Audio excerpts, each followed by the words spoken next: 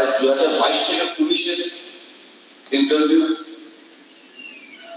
এখন অফার ছাড়া হয়নি, স্পেশাল ইনস্টিটিউট অফার নেই, জেলে ফায়ার সার্ভিসে কোনো ধরনের এখনো শেষ হয়নি।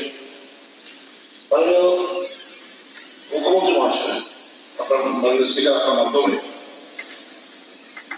সেপ্টেম্বর 2024 100টা post of tehsildar revenue department থেকে বলা হয়েছে নেওয়া হবে। 100টা পোস্ট অফ আমিনদার রেভিনিউ ডিপার্টমেন্ট বলা হয়েছে।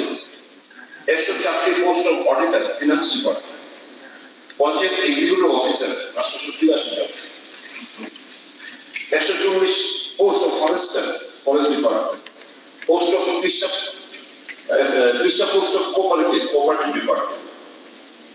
এটা বলতে গিয়ে মাননীয় মন্ত্রী বলেছিলেন যে এটা কে পরীক্ষাটা নেবে, এটা কি যে বোর্ডগুলো রয়েছে টিপিএসসি জিআরপি টিআরপি এইগুলো এরা নেবে?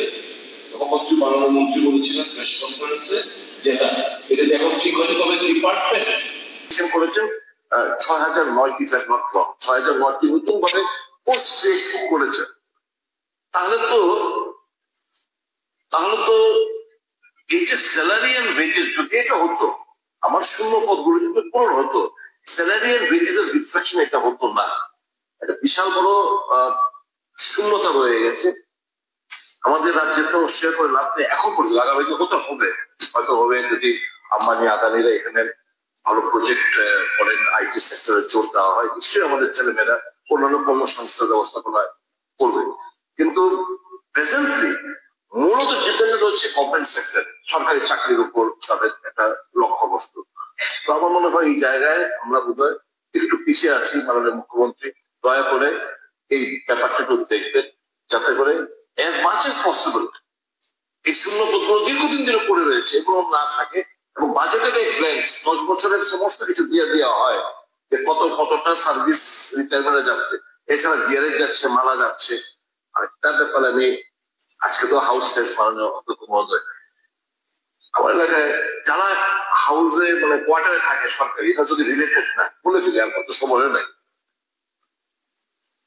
কেউ মারা গেলে ইন সার্ভিস 10 বছর বাকি আছে, পেনশন পাচ্ছে, কিন্তু বাড়ি ঘর নেই, এদের কিন্তু উঠিয়ে দিলে কোথায় যাবে, কোথায়, এটা একটু বিবেচনা মধ্যে আনবে।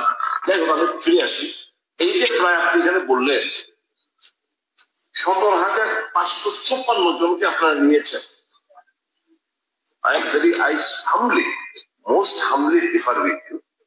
আমার মনে হয় মাননীয় মুখ্যমন্ত্রী রতনবাবু সুশান্তবাবু যে স্টেটমেন্ট গুলো দিয়েছেন টাইমলি ভেরি রিসেন্টলি, যে আনুমানিক 13,000 চাকরি এই সরকার আসার পর দিয়েছে, দ্যাট ইজ কারেক্ট। আর আপনি যদি এই ফিগারটা যদি বলেন, এর মধ্যে বলবেন আউটসোর্সিং হিসেবে 17,556 যদি আমি ধরে রাখি, যে এর মধ্যে আউটসোর্সিং এর সংখ্যাটা কত? এরকম চাকরি পেয়েছে আউটসোর্সিং বাদ দিয়ে, এটা হচ্ছে রেগুলার স্কেলে যেগুলো। এবার আউটসোর্সিং নিচ্ছি আমরা, কিন্তু এদেরকে we are not in a position to refund that period of their youth.